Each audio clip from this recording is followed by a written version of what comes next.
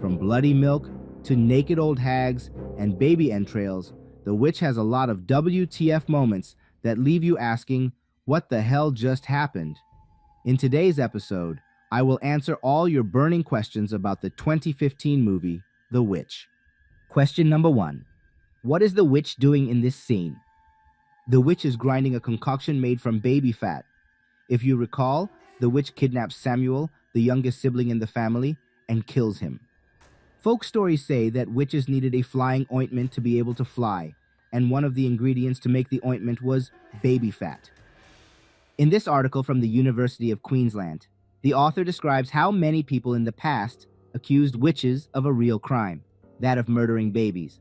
Some believed that witches rubbed their skins with a concoction of herbs and baby fat, which induced a hallucinatory feeling of flying. Today, however, historians have well established that these accusations of baby murder and the use of soporific herbs like belladonna and nightshade were nothing more than that, just mere accusations. We have no evidence whatsoever that the accused witches ever murdered babies or made concoctions of drugs from plants. This flying ointment is also known by many names, such as green ointment and magic salve. Sir Francis Bacon, an English philosopher in the 1600s, wrote that the ingredients for the witch's ointment are as follows: the fat of children dug out of their graves, the juice of smallage or wild celery, wolfbane, and cinquefoil. Mix these with a meal of fine wheat, and you get a flying ointment that you must rub on your skin. Some written accounts say that there are variants of this ointment, which consists of poisonous plants like belladonna, jimsonweed, black henbane, and mandrake. Many of these plants contain chemicals that have psychotropic effects if absorbed transdermally or through the skin. Today, these chemicals are classified as deliriants, or substances that can cause delirium.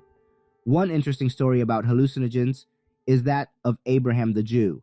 In 1458, he met a witch in Linz, Austria, and this supposed witch gave him an ointment.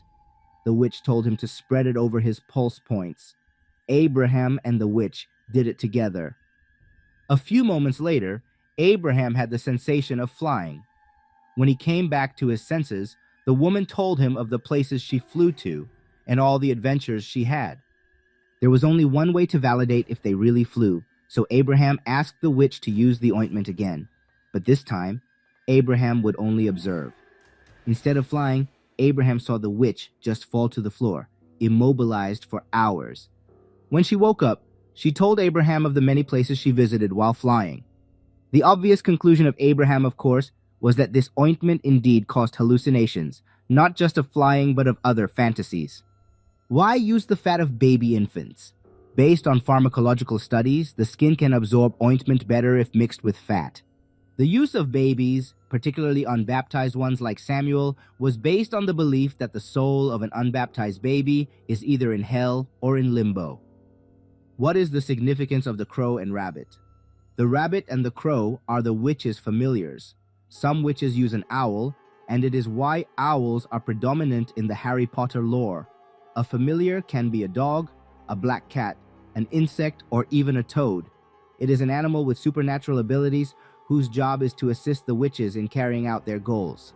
It is believed that witches receive these familiars from the devil himself, and that they can shapeshift into human form or other animal forms. Some say that a familiar is a low-ranking demon, assigned by the devil to aid the witch in her activities. Apart from being a witch's executive assistant, the familiar is also tasked to protect the witch. So, not only is this animal an assistant, but it also serves as a bodyguard. On many occasions, a familiar would harm anybody on behalf of the witch. A familiar is supposed to be a spirit, one that would guide you through your spiritual journey, and this animal's behavior closely resembles yours. It is widely believed that these animals fed on human blood, particularly the witch's blood, and that they fed on the witch's fingers, nipples, or other physical protuberances, like warts or moles. During the English witchcraft trials in the 15th and 17th centuries, what investigators did was to search a woman's body, a woman accused of witchcraft, for things like moles and warts. They called them teats, and if you had one, you were doomed to die because they believed that a wart was a sign of connivance with the devil. Today, we know that warts are caused by a virus called HPV, or human papillomavirus. There are more than 100 types of HPV, some of which are transmitted sexually or through skin-to-skin contact. What happened to Jonas and Mercy? Jonas and Mercy were kidnapped by the witch. Thomason, Jonas, and Mercy all saw the witch feeding on the goat. The following morning, we see that the shed's roof is gone, suggesting that the witch took them and flew away. When Thomason finally arrives at the witch's bonfire, we see many witches floating in the air. I can only surmise that these witches killed the two kids, took their body fat, and made a flying ointment out of it. Was the goat attack an accident, or was it intentional? The goat attack is not an accident. Black Phillip is no ordinary goat, as he is the embodiment of the devil himself. This attack is part of the grand scheme of the devil to turn Thomason to his side. The devil knows that once William is dead, Catherine, the mother, will blame Thomason for all the misfortune that befell their family. Thomason would be left alone, and the devil knows that she could be swayed to his side. I have a dedicated video explaining who Black Phillip is, and I suggest that you watch it to learn more about the association of the goat with the devil. Why was Caleb spared? Caleb was not spared, but used for another purpose. His death was guaranteed, albeit delayed. My take is that the witch passed on a dangerous potion to Caleb through this kiss. The potion is both a hallucinogen and a deadly substance. The witch knew Caleb would die, and it is all part of the grand scheme to get Thomason to their side. From what I have read, many of the plants that witches use in their potions are deadly. Plants like belladonna, wolfsbane, and jimson weed have hallucinatory effects. Some of the symptoms of poisoning from these plants are rapid heartbeat, dilated pupils, delirium, vomiting, hallucinations, blurred vision, rash, headaches, slurred speech, and convulsions. The witches, I presume, have a way to inoculate or protect themselves from these harmful substances. But how? In my research, I found out that in ancient times, there was a thing called Mithridatism. Mithridatism is a process where you protect yourself from poison by ingesting a small amount of it in your body regularly, just enough for your body to fight it. Then you increase the amount gradually. Eventually, your body would develop a high level of tolerance for the poison. In modern times, I have seen people inject themselves with tiny amounts of snake venom, which makes them develop antibodies for it. Similarly, for witches, over time, their bodies would develop enough power to fight high doses of the same lethal substance. There are even suggestions that the Russian mystic Rasputin could survive poisoning because he practiced Mithridatism. But these claims have no evidence. Why are the goat's teats bloody? And why is this witch suckling the goat? Witches were often said to steal milk from the animals of the locals. They would milk the animal dry until blood came out of the animal's teats. The witches would turn this milk into blood, curdle it, and drink it. A situation like this in the past is an indication that a witch is lurking around.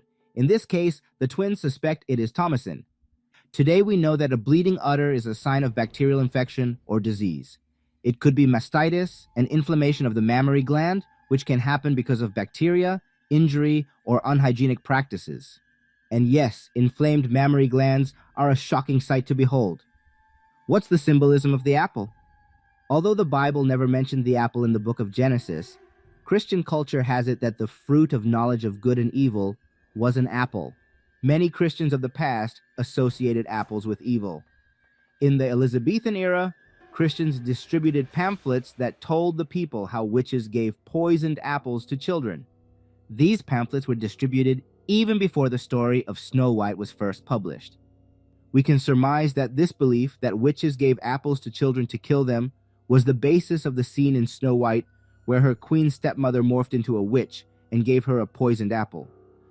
During the Middle Ages, it was also believed that apples were part of a witch's arsenal of ingredients, and that apples were integral in making magical potions, spells, and remedies for illnesses. There was a prevailing belief that apples have special properties. Why? If apples contain the knowledge of good and evil, then they surely possess something magical. It is also probably why we have a proverb that says, "An apple a day keeps the doctor away."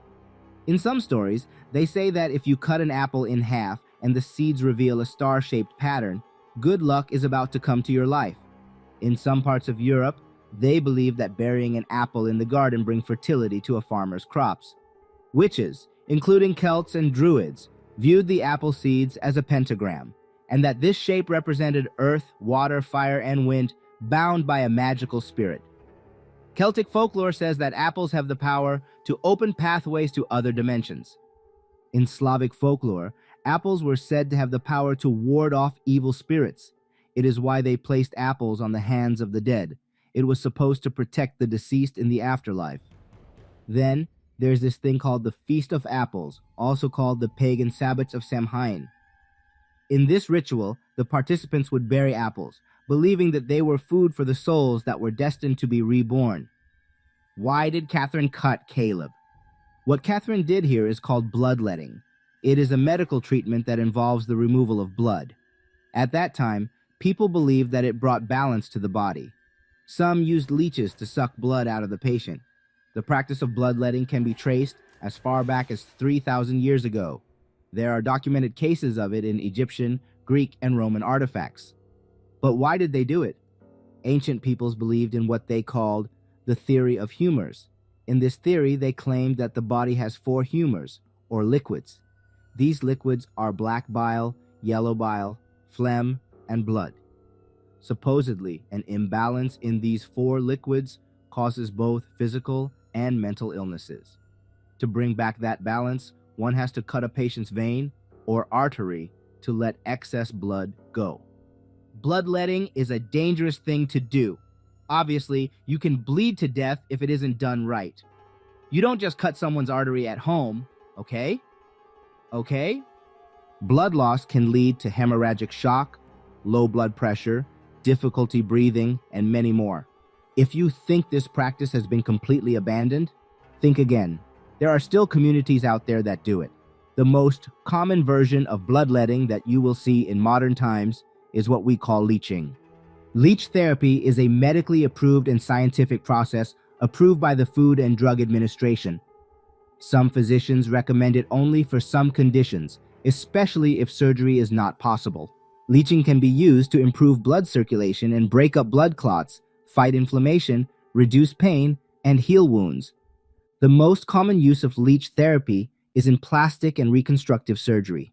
These leeches secrete chemicals that prevent blood clots. These chemicals, which function as anticoagulants, make it possible for the blood to keep flowing, which is important for a wound to heal. Is the witch a real entity or a psychological manifestation? The witch is real, in the same light as the Hulk is real, and that Superman is real, and the Scarlet Witch is real. The moment we saw the witch grinding a paste is the same moment we knew that the witch is not someone's imagination. Some people argue that a fungus called ergot, which is found in the family's crops, caused the whole family to hallucinate. This theory suggests that everything that happened in the movie is not real. While this sounds plausible and a good plot twist, it doesn't explain the family's death, the baby disappearing, Caleb dying, and so much more. It does not make sense to say that Black Phillip's attack was a hallucination, that the witches flying was a hallucination, that the twins vanishing was just Thomason's imagination, or that the dog was not really butchered. So, no. It does not make sense to say that the fungus ergot caused the whole family to lose their minds, and that everything that happened was just a dream. People say that the whole thing is mass hysteria, drawing from the fact of real events that happened in the past where people accused others of witchcraft. We know that witches are not real. Nobody flies on a broomstick. But as far as fiction is concerned, the movie lays down the events very clearly. My conclusion? The witch is real within the realm of this fictional universe. That's it for now, folks. If you enjoyed this video, then I recommend you watch what's on your screen right now. Do not forget to like, comment, and subscribe. Thank you for watching and see you next week.